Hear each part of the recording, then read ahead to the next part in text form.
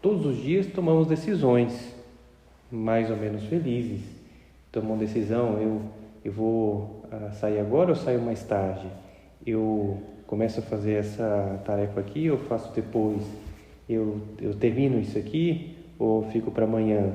Eu ajudo isso aqui que está pedindo a minha mãe ou aviso que vou depois? Enfim, tomamos muitas decisões, várias ao longo do dia, e sofremos as consequências dessas nossas decisões. Né? Aquela pessoa que vai deixando para depois algo importante, depois vem a prova, e aí, putz, por que eu não revisei aquele negócio e errei aquela questão que só se eu tivesse revisado um pouquinho mais eu já teria acertado essa questão, né? E é pior ainda quando é uma questão do Enem, né? Que tá lá, né? Que, nossa, né? E é decisiva. A questão tipo B, né? Sei lá, né? Aquela que daria mais ponto, né? E aí a pessoa se lamenta, né? Mas podemos acordar agora para tomar boas decisões. Agora, você sabia que existe uma qualidade que nos ajuda a decidir bem? Né? Existe uma qualidade, né? A gente pode treinar essa qualidade para tomar boas decisões. É a famosa prudência, que é chamada da arte de decidir bem. A pessoa prudente decide bem. O Catecismo da Igreja Católica nos coloca uma definição dessa virtude, dessa qualidade. Diz assim: a virtude da prudência, né, é a qualidade que dispõe a razão prática a discernir em qualquer circunstância nosso verdadeiro bem e a escolher os meios adequados para realizar. É assim que põe a definição do catecismo. E eu queria comentar essa definição, para não ficar tão teórico. Olha só, dispõe é a qualidade que dispõe a razão prática. Ou seja, eu aprendo com essa qualidade a decidir na prática, não na teoria. A teoria seria muito bom que eu acordasse mais cedo amanhã para poder fazer a tarefa antes de ir para a escola. Isso é a teoria. Mas na prática, quando toca o despertador, soneca, até que no momento que não tem mais jeito, eu vou correndo para a escola e não faço o negócio. Então a teoria foi maravilhoso, mas na hora de colocar em prática, fracasso, né? A prudência nos ajuda a colocar em prática na hora, naquele momento. A pessoa prudente coloca em prática, dispõe a razão prática a discernir em qualquer circunstância, circunstâncias inesperadas, circunstâncias já previstas, em qualquer circunstância, o verdadeiro bem, aquilo que de verdade é bem para mim. Há bens aparentes, algo que parece ser um bem, mas depois a gente vê que fez um mal muito grande. Uma amizade que parecia ser uma boa amizade, mas aquele amigo me levou a talvez a não estudar tão bem, me levou a me corromper literalmente, porque comecei a fazer os costumes dele e aí me afastou, né? Então, às vezes pode acontecer que uma amizade nos faça perder a prudência, porque aquela circunstância da amizade me destruiu as boas decisões. Um namoro também, se não está bem colocado, né? Então, a prudência, como é importante para poder decidir em qualquer circunstância, faça chuva, faça sol, um momento adverso, contrário, com aquela amizade, com aquela outra, a pessoa prudente em qualquer circunstância toma uma boa decisão, aquilo que é o verdadeiro bem, não o bem aparente, né? Repara que tudo pecado, na verdade, é uma imprudência, se a gente olha com detalhe, né? Porque eu fui atrás de um bem aparente, aquilo que parecia ser um bem, mas depois vejo que não me enganou, né? É um bem que parecia ser bom, um bem aparente, mas não um bem real. Já então o prudente escolhe aquele que é bem para ele e escolhe os meios adequados para conseguir. Os meios adequados, porque às vezes eu não vou conseguir de repente, eu preciso construir aquela conquista. Então eu vou preparando. Um time de futebol seleciona bem os jogadores, vai vendo então como ter os bons. E às vezes tem que pensar não nesse campeonato, mas no próximo. A Olimpíadas, nem te digo, né? A gente está nas Olimpíadas, como foi, né? O atleta que está lá foi sendo preparado. Às vezes foi 4 anos de preparação, às vezes foi 8 anos. Porque foi lá atrás, começou a categoria de base, foi então se destacando e agora está o momento de conseguir a medalha. Mas foi lá 8 anos atrás que foi se preparando para aquele atleta conseguir. Foram os meios adequados. Aí fez o Mundial, participou, foi bem colocado, agora o índice olímpico, agora então a chance da medalha. Né? Então, conseguir os meios adequados para realizá-lo. Como é bom essa virtude. Como é bom que nós tenhamos. Repare que quem tem a virtude da prudência tem a receita do sucesso. Porque eu consigo tomar boas decisões que vão servir para o resto da minha vida. Né? Como é bom, eu quero, né? Podemos pensar, eu quero essa virtude, eu gosto quando eu falo dessa virtude, de lembrar, eu contei outro dia quando falava dela, em outro grupo de pessoas, né? Me lembrava de um programa de editório antigo, mas super antigo, das antigas, assim, né? Que botava lá o cara numa cabine fechada e acendia só uma luz. E quando acendia a luz, a pessoa tinha que responder sim ou não. Então eu não estava vendo nada o que estava acontecendo e só acendia uma luz e dizia sim ou não. E aí lá no programa de editório, que estava um monte de gente lá, aparecia o apresentador e dizia: olha, parabéns você por ter participado dessa prova, você já ganhou 10 mil reais, né, o prêmio de participação. Mas então agora começamos nossa atividade, né, nosso concurso. E aí eu queria perguntar, você troca esses 10 mil reais de prêmio por essa latinha de Coca-Cola que eu tenho aqui na minha mão? Aí acendia a luz para ele. Aí ele tinha que responder sim ou não. Sim! Então, parabéns, você trocou 10 mil reais por essa latinha. Olha, você gosta muito de Coca-Cola, né?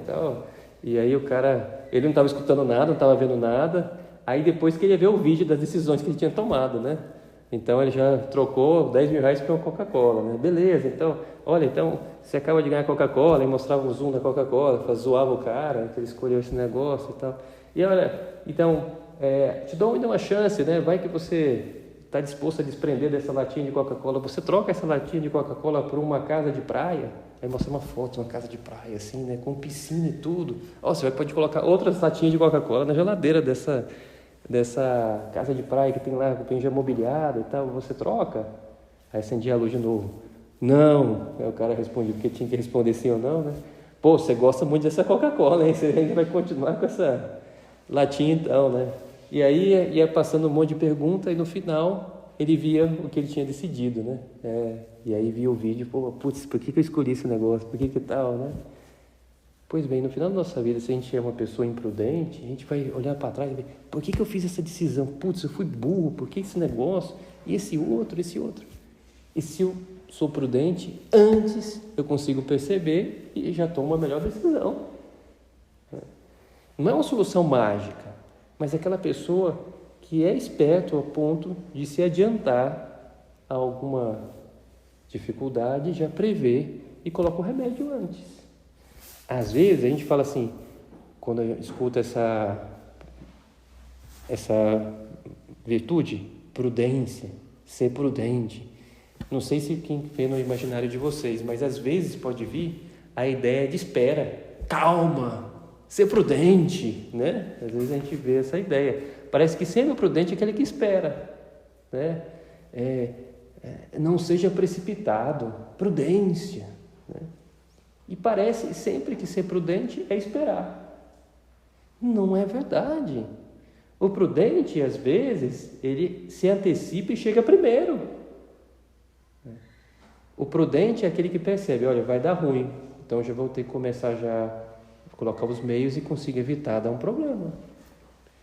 Um bombeiro prudente faz a manutenção preventiva num prédio e impede que haja um incêndio. Ele chegou antes do incêndio e conseguiu prever. E aí, às vezes teve um foco de incêndio, apagou rápido porque o bombeiro fez a manutenção e estava tudo de acordo e veio lá a mangueira e apagou rápido o incêndio e pronto. Eu tenho que ser rápido, o prudente ele chega antes e percebe, olha, eu tenho essa dificuldade, se eu não resolver essa dificuldade que eu tenho de química, vai chegar na prova, eu vou zerar a química, não vou conseguir. Então já vou começar a fazer um específico de química. Ele já percebe, saca que vai ter esse problema, né? Então ele já coloca os meios, né? Eu nunca me esqueço também, outro dia ele me contava, parecia que era impossível, mas era lá no porto de Paranaguá, em Curitiba, lá na região perto de Curitiba, no Paraná, um prático que estacionava os navios cargueiros que chegavam no porto, né? Ele fez uma manobra errada lá no negócio e meia hora antes ele avisou o porto: olha, estou aqui com o barco tal, não sei o que e tal, então eu fiz a manobra e aviso então, porque o barco vai colidir com o porto, né? Então já liberem as cargas lá. Então, meia hora antes o cara já avisou, né, que o negócio vinha com uma inércia tão grande, né?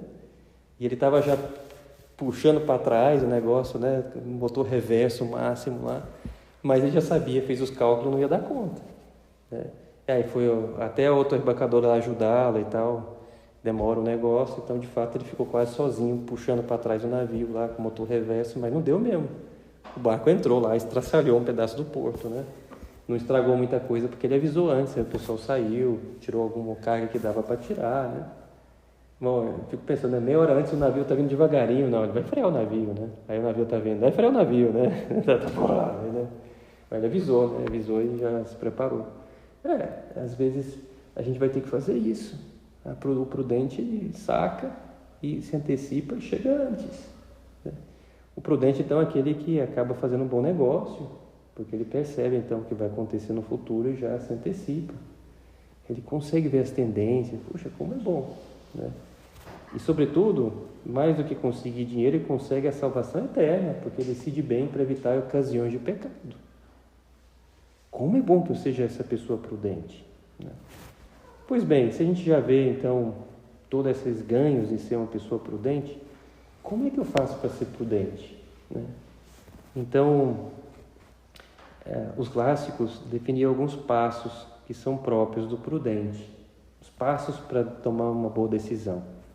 E o primeiro grande passo que se diz da alma prudente é a chamada reflexão. É a pessoa que reflete sobre o que está lhe acontecendo. Para poder tomar boas decisões, tem que saber onde eu estou, que coisas eu estou realizando, que coisas estão sendo ocasião de pecado na minha vida, o que eu preciso melhorar, né? Então, a pessoa que reflete, pensa sobre si mesmo, né? Então, eu queria falar um pouco sobre isso, essa primeira parte da prudência, que é a reflexão. Hoje em dia, refletimos pouco. Estamos na correria, fazendo coisa, não, que eu tenho que acordar cedo, aí eu tenho que ir para a escola, aí eu tenho não sei o quê, e eu tenho esse simulado, e eu tenho essa escolinha de futebol, agora eu tenho esse curso que eu vou fazer, agora eu tenho não sei o quê, agora eu tenho basquete, agora eu tenho natação, agora balé eu acho que não, né? Pelo menos, mas enfim, eu tenho um monte de coisa, né? E acabo fazendo, e não tenho tempo para refletir o que eu estou fazendo, o sentido dessas coisas, né? E aí impede que eu reflita, né? Reflita, isso aqui que eu estou fazendo com esse horário é razoável? Eu tenho tempo para fazer as minhas orações, porque eu não sou só corpo, mas eu sou corpo e alma. Refletir é exatamente parar um tempo e não só ficar parado, mas eu pensar na minha própria vida. E refletir é ver as outras pessoas que eu admiro e ver o que é que elas estão fazendo para que eu possa talvez repetir aquilo que essas pessoas estão fazendo, e não ir só na correria, mas de um modo orientado. O grande inimigo do reflexão é o ativismo. Hoje em dia estamos muito numa correria. Não, é que eu tenho que fazer, e tal. Mas espera aí, o que eu tenho que fazer? É bom que a gente tenha uma parada para refletir, né? Aí, para que isso aconteça, existe uma prática que a tradição cristã nos ensina, que os santos fizeram ao longo de toda a história do cristianismo, ensinaram de uma forma ou de outra, maravilhosa, que é o exame de consciência. Final do dia, que eu reflita sobre o meu dia e pensar, como é que foram as minhas decisões hoje? Às vezes tem essas perguntas clássicas que eu gosto de ensinar, que vem de São José Maria. Que coisas boas eu fiz hoje? Que coisas erradas eu fiz hoje? O que eu devo fazer amanhã para melhorar? Essa é uma boa reflexão. No final do dia, olhar para trás e ver que coisas boas, erradas e o que eu farei amanhã para melhorar. Mas, sobretudo, o que importa na atitude do exame é refletir. Eu estou indo para um bom caminho? Será que eu não estou só numa correria? Aí eu vou tomar boas decisões e falar, não, eu tenho isso aqui que todo mundo está falando, mas eu tenho que fazer diferente. Eu reflito, que eu reflita. Tem uma história que atribuem ao Michelangelo. Michelangelo fez obras magistrais. Quem vai em Roma, né? Até um dia, todos estão convidados para ir um dia lá no Univ, em Roma, né? Que é um congresso que tem lá universitário. Quando tiverem condição já na universidade, se organizar uma turma para ir lá. Aí você pode visitar os monumentos, a lembrança do cristianismo. Muito bonito. Mas Michelangelo, então, tem obras magistrais. A famosa Pietà, né? Que representa a Nossa Senhora com Jesus descido da cruz, uma imagem em escultura maravilhosa, né? Maravilhosa. E tem vários afrescos também que ele fez. O mais conhecido são os afrescos, as pinturas na Capela da Sistina. A Capela Sistina, toda ela é pintada, né? As laterais, o teto, o retábulo, que é a parte que fica na frente, né? Tudo pintada com temas assim que são uma catequese muito rica, né? Pois bem, conta-se que quando o Papa encomendou para Michelangelo toda aquela obra, tinha um projeto muito simples a Sistina. O teto em concreto era pintar todo de azul com estrelinhas, mesmo assim, que era o costume da época. Tem muitas igrejas em Roma que o teto é assim, todo pintado de azul com estrelas, como se você chegasse na igreja e olhasse e você visse o céu. Mas estrelas esparsas assim, né? Imagina se a Sistina tivesse o teto assim, né? Ninguém ia lá para ver o teto, né? Porque, tudo pintado de azul como estrela, né? Quase que até eu pinto estrela, né? Pintar lá, tal, fazer uma estrelinha e tal. Espalha várias e pronto, né? Hoje em dia dá para fazer como pichação, né? Você coloca um molde assim, né? Faz estrela, tá, né? Né? Mas o que aconteceu? Ele estava fazendo a Sistina desse modo, eram poucas imagens que iam ocupar as pinturas da igreja, e ele já tinha feito algumas. E aí ele saiu, um dia, conta a história, saiu depois do trabalho lá das pinturas lá, e o Papa já o elogiava, todo mundo estava elogiando, esperava que ele terminasse logo aquele trabalho. Ele foi para uma taverna lá que tinha em Roma, que tinha fama de ser a taverna que tinha o melhor vinho da região. E ele foi lá curioso, vou beber esse vinho lá, o melhor vinho e tal de Roma. Sentou, pediu o vinho, lhe serviram vinho e ele foi provar e provou o vinho e estava azedo, como se tivesse tomado vinagre, né? Ele fez uma cara assim, deixou lá o copo, né? E começou a pensar, né? Nossa, que aqui diz que tem o melhor vinho, mas que vinho horrível. Será que é isso mesmo? Será que os romanos não sabem tomar vinho? Sei lá, né? E aí, naquele momento que ele estava refletindo, sem saber o que fazer, uma mesa vizinha, um cara dá um grito, né? E fala pro garçom, esse vinho tá horrível, e joga um copo no chão, assim, né? E aí o garçom vai lá e prova do vinho e vê que tá horrível mesmo, né? De fato, esse vinho aqui tá horrível. E foi lá naqueles tonéis que vinham antes, né? As barricas onde ficava o vinho, foi lá e com a faca rasgou o negócio lá e espalhou o vinho, caiu o vinho pela calçada toda, né? E foram atrás de outro vinho melhor, né? Esse vinho aqui não é digno nessa taverna, né? Tá horrível, né? E foi atrás de um vinho melhor e serviu. E com aquele episódio, o Michelangelo refletiu. Essas reflexões são boas que vocês façam, né? O que eu estou fazendo da minha vida? Todo mundo está me elogiando, mas eu não estou satisfeito. Eu estou levando a vida medíocre, né? Eu tenho lá as pinturazinhas que eu estou fazendo, tenho que pintar lá o teto de azul com estrelinha, mas eu posso mais. Dá para fazer mais coisas. Será que eu não posso revolucionar, fazer diferente? E aí o que ele fez? é típico de artista, meio louco, mas ele fez o quê? Ele acabou de tomar o vinho, talvez é que ele tenha tomado muito vinho do bom depois, quando chegou, sei lá, né? Mas o fato é que ele foi de volta para a Sistina, chegou lá à noite, lá na Sistina, lá, entrou lá na capela, que estava em construção, ele tinha condição de entrar lá, ele que era o artista, entrou lá à noite e destruiu tudo que ele tinha feito. Destruiu tudo, destruiu. E aí começou a fazer um novo projeto, muito mais ousado, e aí é essa Sistina que nós conhecemos. Mas tudo saiu por uma reflexão, que ele parou e pensou naquele momento do vinho, naquela taberna. Às vezes nós estamos com esse vinho amargo, azedo, na nossa vida, e não tomamos a decisão de mudar. A reflexão, o exame de consciência, me permite perceber, tem isso aqui que eu estou fazendo que não está certo, eu preciso revolucionar a minha vida, não está certo isso aqui. Esse outro aqui também, deixa eu mudar. Uma ocasião de pecado que se repete, não é? De repente é uma armadilha que eu estou caindo sempre na mesma armadilha. Deixa eu sair dessa armadilha, né? Vou mudar. As mesmas ocasiões se repetem, eu caio. Repete de novo a ocasião, caio de novo. Sei lá, está jogando futebol, está assistindo o jogo, aí você vê, né? O mesmo cruzamento, o cara cabeceia gol. Aí você vê outro ataque, contra-ataque, o mesmo cruzamento, o cara pulando para a cabeça, vai ser gol, gol de novo. Pô, alguém marca esse cara aí, pô, né? Às vezes a gente está levando esses gols assim, né? Uma ocasião de pecado que se repete, que eu preciso cortar, tirar essa preguiça que me impede de render mais, a ofensa que eu causo com o meu irmão, sei lá, ou com o meu pai, é a ocasião de pecado que se repete. E eu preciso refletir, pensar, nossa, é isso aqui que está fazendo eu tomar essas más decisões. E deixa eu, então, colocar o remédio, né?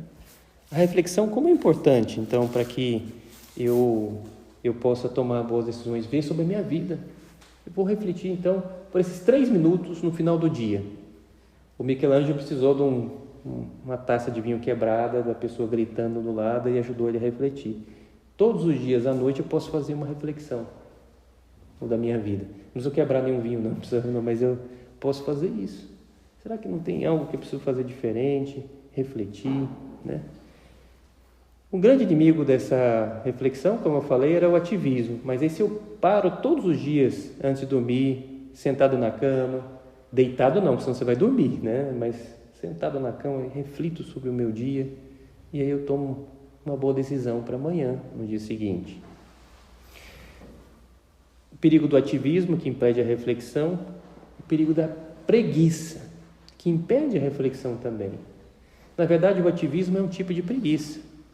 É a famosa preguiça ativa, aquela cara que faz um monte de coisas, menos aquilo que ele devia fazer. E aí a reflexão é o que ajudaria ele, de fato, escolher melhor. Então, vamos refletir, parar, né, para isso, vencendo o ativismo. Mas também deixa eu vencer a preguiça, que está nas suas origens desse ativismo, né? Às vezes não queremos parar para pensar porque parece que esse parar é perder tempo. Na verdade, esse parar é ganhar tempo, porque eu faço uma análise, reflito e tomo a melhor estratégia da minha vida, né? E vou parar por 3 minutos.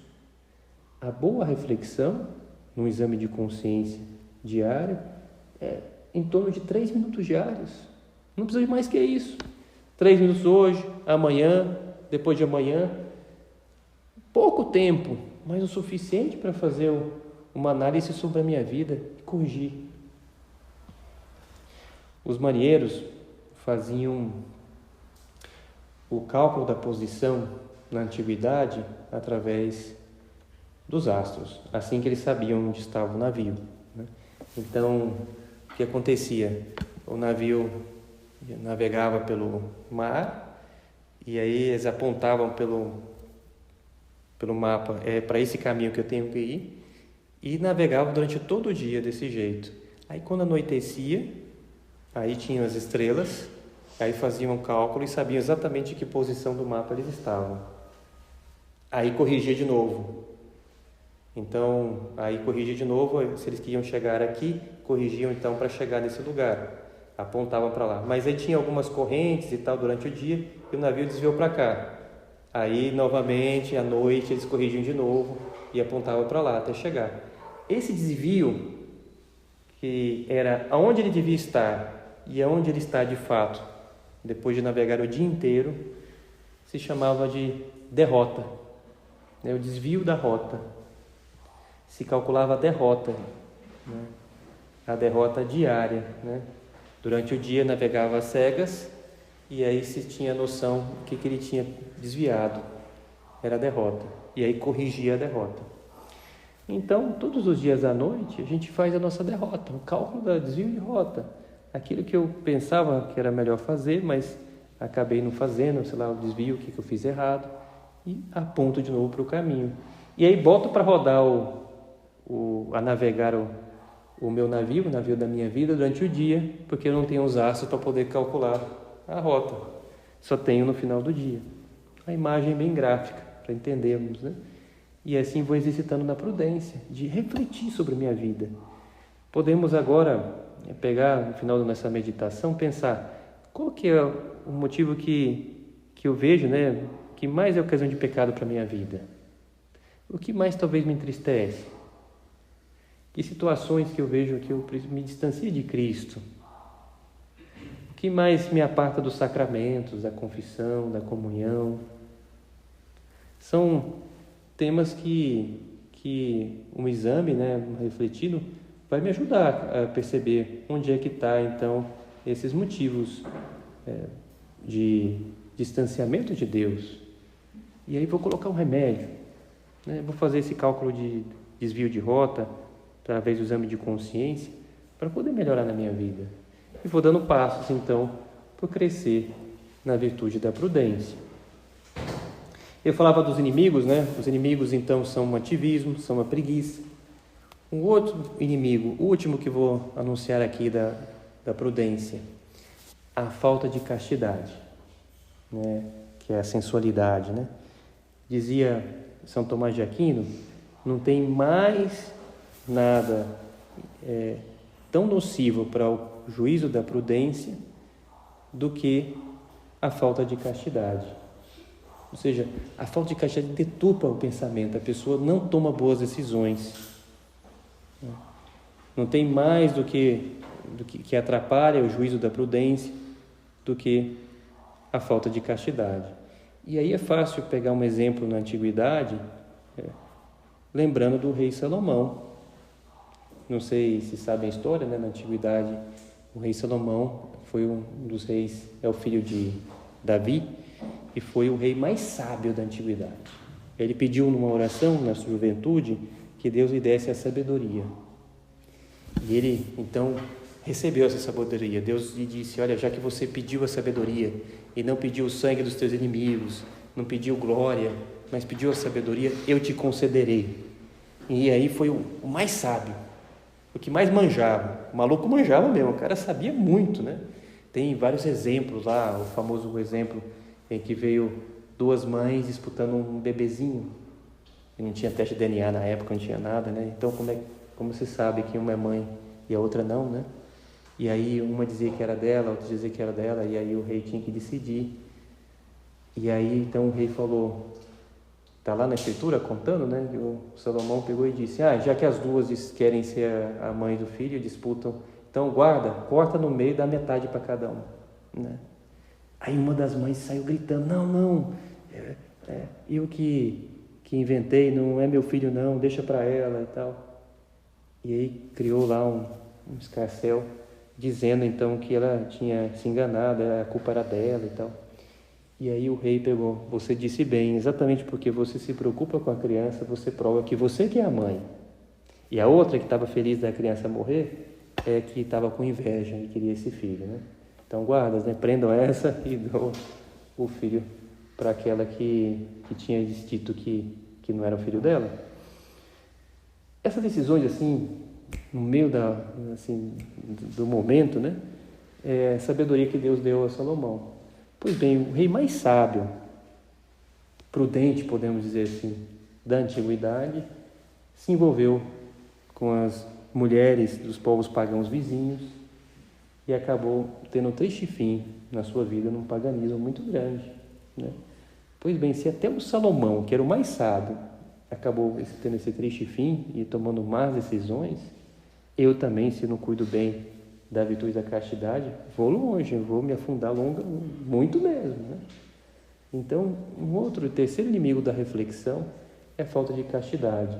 Como é que é bom que eu viva bem essa virtude? Porque ela me ajuda a ser prudente, e se sou prudente, eu tomo boas decisões para a minha vida, né? Aí está, vimos os inimigos, o ativismo, a preguiça, a falta de castidade. Já nos acaba o tempo, mas é bom então agora, olhando para Nossa Senhora, que peçamos ajuda a ela para sermos almas prudentes. Maria, a Senhora que é a Imaculada Conceição, não teve nenhum pecado, Virgem Puríssima, não teve nenhuma falta de castidade, a Senhora que esteve muito próximo de Jesus e não teve nenhuma preguiça de amar o seu Filho Jesus, me ajuda a ter essa virtude desenvolvida na minha vida, que eu faça então esse exame de consciência diário para poder amar cada vez mais o seu Filho Jesus.